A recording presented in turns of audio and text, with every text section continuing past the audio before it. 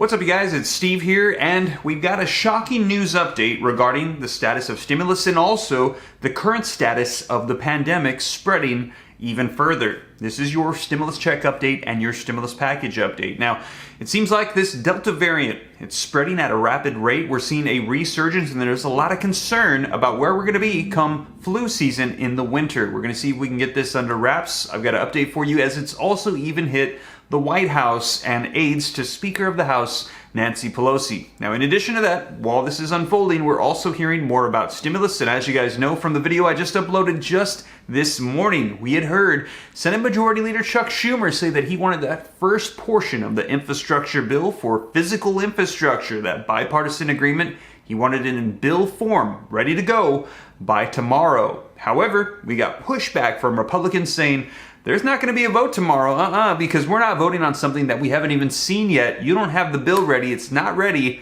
It's not happening. Well, he said he still wanted it to come to fruition.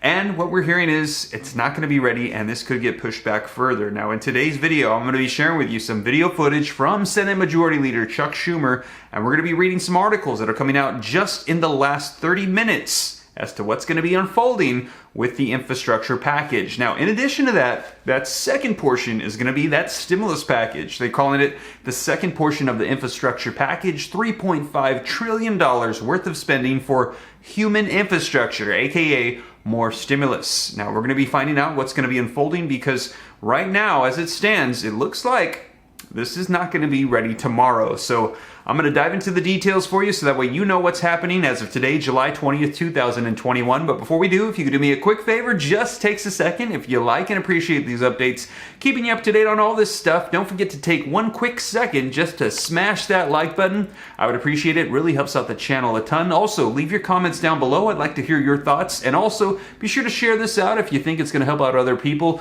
All those simple gestures help me out a ton. Thank you so much. And if this is your first time here, don't forget, hit that subscribe button, turn on that notification bell. I'll keep you up to date on all this stuff, and you can come join the viewing community, come and join the Ram fam, we like to call it. And if you got any specific questions for me, be sure to shoot them to me in the DM on Instagram at SteveRam3. That's the best way to get a hold of me, and I do my best to go through all those DMs and respond to all your questions. But with that being said, you guys, let's go ahead and dive right in. We're hearing that Senate infrastructure talks may stretch into next week as failed votes loom, and let's take a look at some video footage of what Senate Majority Leader Chuck Schumer has to say. Mr. President, for decades, both parties have shared a desire to invest in our nation's infrastructure. It's one of the few issues here in Washington where our two parties can consistently work together. And it's been years since Congress passed a significant standalone investment. We're hoping to change that this year. Nearly a month ago, a bipartisan group of senators came together, along with the White House, and agreed on a framework for a bipartisan infrastructure bill. So, last night I moved to set up a process for the Senate to consider that bipartisan framework. On Wednesday, the Senate will take the first procedural vote on a shell bill, merely a vehicle to get the whole process started. It is not a final deadline for legislative text. It is not a cynical ploy. It is not a fish or cut bait moment. It's not an attempt to jam anyone.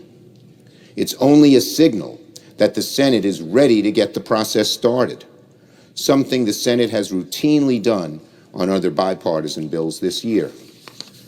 All a yes vote on the motion to proceed means is simply that the Senate is ready to begin debating a bipartisan infrastructure bill. No more, no less. We've waited a month. It's time to move forward. My colleagues have heard me speak for months about making progress on two different tracks of infrastructure. After the group of senators reached a deal with the White House, I endorsed it, and I announced I wanted to put their agreement on the floor of the Senate in July. This week's vote is an honest attempt to get something done, to get the ball rolling on the Senate floor. That's why I'm giving the maximum amount of flexibility to our Senate colleagues who are negotiating this bill. If the bipartisan group can finalize the text of their agreement by Thursday, I will offer it as the pending substitute amendment. If, for whatever reason, the bipartisan group isn't ready with their final text by Thursday, I will offer an amendment consisting only of the bipartisan infrastructure bills that have already gone through our Senate committees. So there you have it. Let me know your thoughts in the comments down below, as he said that this is not the actual bill. This is just a vote to get things rolling, and he's just trying to get the process started. But he's saying that the GOP is pushing back, saying, no, we're not going to vote to proceed on something when we don't even know what it is. You haven't given us anything yet. We don't have a bill. We don't have text. Let me know your thoughts in the comments down below. Do you think that you agree with Senate Majority Leader Chuck Schumer that we need to do this to get things rolling? Or do you think that you agree with the GOP saying, no, we're not proceeding on something that we have no idea yet what it is? Let me know your thoughts down below. But we're seeing this article come out, and as we heard from that video, he said he would have extended out till Thursday, and we're also hearing it's going to go out probably even further. Take a look, link in the description below if you'd like to follow along with me, and I always cite my sources so you know I'm not just making random stuff up. This article says, Senate infrastructure talks may stretch into next week as failed vote looms. Now the article says the Senate's bipartisan infrastructure negotiators are hustling to finish their bill as Republicans push for Senate Majority Leader Chuck Schumer to move a Wednesday test vote that's likely to fail. Now the bipartisan group is meeting Tuesday afternoon, that's today, after a 2-hour Zoom session Monday night with the White House. Now those participants reported progress on that call, but some of the group are saying that the talks are likely to drag into next week given the size and scale of both the potential bill with nearly $600 billion in new spending, as well as disagreements over how to pay for it. Now, Schumer has set up a Wednesday vote to advance the bill, but GOP leaders signaled Tuesday that Republicans wouldn't support even beginning debate on legislation that remains unwritten, saying, we're not going to do this when we don't even have any text. You need to provide us something. Now, Schumer insisted it is not a fish or cut bait moment, but added that the Senate needed to start the process this week in order to finish the legislation before the August recess. Schumer also offered the bipartisan group more time to negotiate if Senate Republicans agree to move forward Wednesday. If the cross-aisles legislation is not finished by Thursday, Schumer said the Senate could consider elements of the underlying infrastructure framework that have already passed the key committees, as we saw from that video clip. But that did not appease Republicans, many of whom want to see cost estimates from Congress' nonpartisan budget scorekeeper before voting to start debate. Republican Whip John Thune of South Dakota said that he expects 50 Republicans no votes, including bipartisan negotiators. So what they're saying is they're not going to get the 60 votes to pass this. If they don't have something physical in hand, there is not going to be 10 Republicans to pass it. They are going to see this fail. So as of right now, it looks like this is not going to be passing tomorrow. They're not going to be progressing. We will see. I'll be sure to keep you guys up to date here on the channel. But it looks like they're probably going to have to extend this out. There's either one of two paths. Either number one, like I said, they extend this out.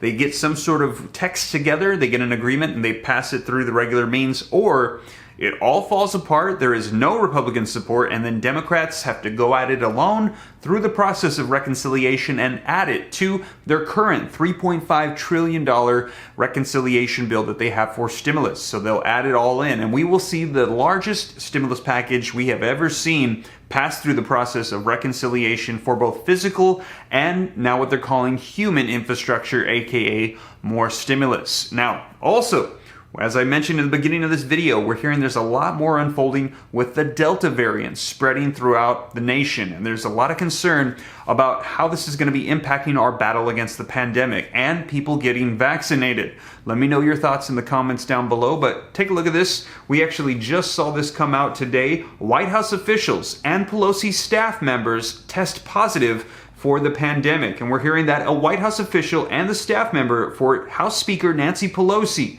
they have tested positive for the pandemic, and both are fully vaccinated and had attended the same event last week. Now, the two weren't named, but they tested positive on Monday, and the infected White House official had mild symptoms, according to NBC News. And we know that there will be a breakthrough cases that happen, but this instance shows that cases in vaccinated individuals are typically mild. Now, in addition to that, we heard that Pelosi said that she was very sorry that the staff members tested positive and added that it reinforced the need for individuals to wear masks and get vaccinated, according to the spokesperson. Now, the Delta variant accounts for 83% of new cases across the nation. And also here in Texas, we're hearing that Texas hospitals report that it has its first case of the Lambda variant, which is another one that's been added as well. But they're saying without a doubt the Delta variant is the top concern as it's spreading rapidly and it's infecting a lot of people that have not been vaccinated. Now let's take a look at this news report that just came out today that's going to be giving us an update on this spread. Tonight, new misery in the metrics as the numbers trend in the wrong direction, fueled by the highly contagious Delta variant and unvaccinated Americans. New infections are spiking 70%, hospitalizations climbing 36%, as deaths rise 26%. This is becoming a pandemic of the unvaccinated. We are seeing outbreaks of cases in parts of the country that have low vaccination coverage because unvaccinated people are at risk.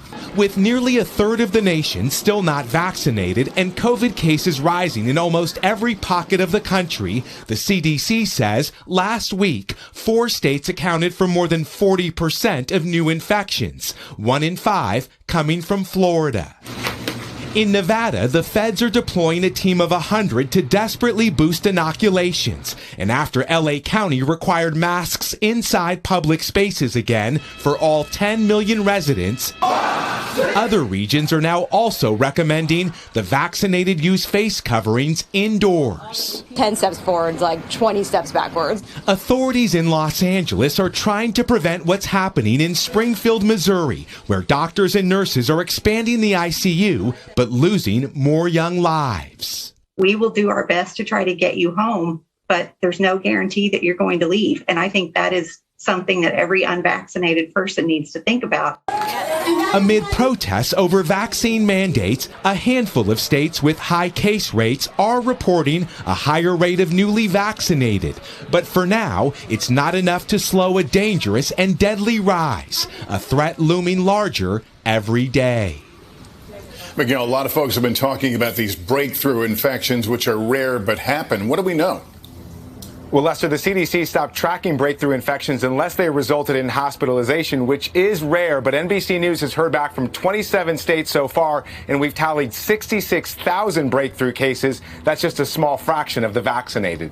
Well, there you have it. Let me know your thoughts in the comments down below. I know there's a lot of varying opinions as to what we should be doing with vaccines and the pandemic, and there's a lot of concerns right now with this Delta variant spreading, and they're saying that come flu season, if we don't have this under wraps, that there could be major issues, as we're already starting to see restrictions in some places of the country getting reinforced again because they're concerned about this spread. Let me know your thoughts in the comments down below. But you guys, I'll be sure to keep you up to date on all these topics. Once again, thank you so much for joining me here on the channel. And if you made it this far and you haven't already, don't forget, smash that like button. Helps me out a ton. I'll keep you up to date here on the channel. And if you're not already a subscriber, a part of the viewing community, a part of the Ram fam, come and join. I'll keep you up to date on all this stuff. Hit the subscribe button, turn on that notification bell. And if you got any specific questions for me, be sure to shoot them to me in the DM on Instagram at SteveRam3. And with that being said, you guys, hope this reaches you well. I'll catch you in the next video. Remember, 3 p.m. Pacific Standard Time, Monday through Friday. You have guaranteed videos and other videos sporadically throughout the day as news breaks.